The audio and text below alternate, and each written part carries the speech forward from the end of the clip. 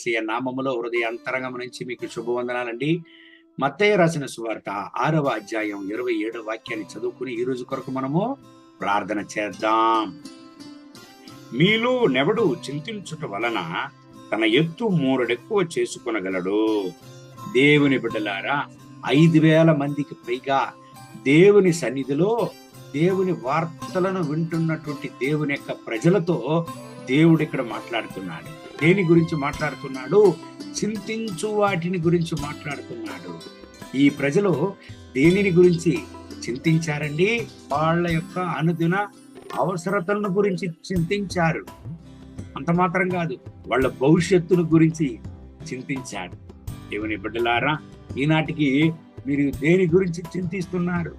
మీరు దేని గురించి చింతిస్తున్నారండి? మీ అనుదిన అవసరతలను గురించి చింతిస్తున్నారా?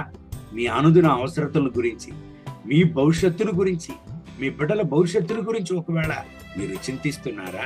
దేవుని బిడ్డలారా, మత్తయి 6:33, మత్తయి 7:11 చెప్తుంది చూడండి. దేవుని బిడ్డల యొక్క అవసరతల్ని ఆయన సంధిస్తాడు. అంత మాత్రం కాదు, ఆయన సన్నిధిలో ప్రార్థన చేసే దేవుని బిడ్డలకు, ఆయన సన్నిధిని వెతికే దేవుని బిడ్డలకు మంచి ఈవులను ఆయన ఇస్తాడంట. మీరు దేవుని బిడ్డలుగా ఉన్నారా?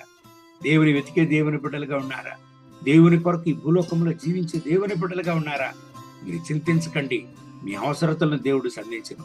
మీ బిడ్డలకు మంచి భవిష్యత్తుని దేవుడు ఇచ్చను. మీకు మంచి భవిష్యత్తుని దేవుడు ఇచ్చను. మిమ్మల్ని దేవుడు చేయవదలడండి. చివరికి ఈ దేవుని వాగ్దానాలను ఎవరికి దేవుడు ప్రసంగించాడో వాళ్ళందరినీ ఎలాగ పంపాడు దేవుడు? ఈ 5 రొట్టెలను 2 చేపలను ఆశీర్వదించి 5,000 మందికి పైగా ఆయన తినిపించాడు. ఆయన తృప్తిపరిచాడు. ఈనాటికి మిమ్మల్ని దేవుడు తృప్తిపరచడు.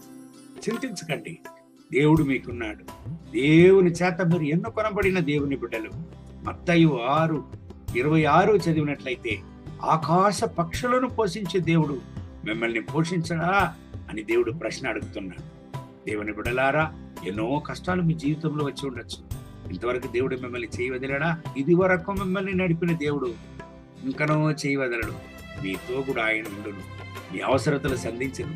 మీ భవిష్యత్తును దేవుడు ఆశీర్వదించను. ఈ దేవుని వాగ్దానం ప్రకారం మిమ్మల్ని దేవుడు ఆశీర్వదించి ఈ రోజంతా ఆయన నడుపును గాక. కళ్ళు మూసి ప్రార్థన చేద్దామండి. మహోన్నతమైన ప్రభువా, ఈ ఉదయకాల సమయంలో నా రాజా, ఎవరంతా చింతిస్తున్నారు? పరిశుద్ధ ప్రభువా, ఈ ఉదయకాల సమయంలో అవసరతలు ఇంకా తీర్చబడలేదే అని ఎవరంతా చింతతో ఉన్నారు, ఎవరంతా చింతిస్తున్నారు, వాళ్ళకి అవసరతలను తీర్చండి. ఎవరంతా భవిష్యత్తును గురించి చింతిస్తున్నారు, ఇప్పుడే నా రక్షక వాళ్ళను ఆశీర్వదించండి. మంచి భవిష్యత్తునివ్వండి, ఆరోగ్యాన్ని, ఆశకాలానివ్వండి. మీ కృపా కనికరం, మీ ప్రసన్నత మీ బిడ్డల పైన దిగివచ్చును గాక. మీ రక్త పొట్ల దాచుకోండి నా దేవా. మీ కృపా ప్రసన్నత మీ బిడ్డల పైన దిగి రాని ఈ రోజంతా మీ బిడ్డలను ఆశీర్వదించి నడపండి.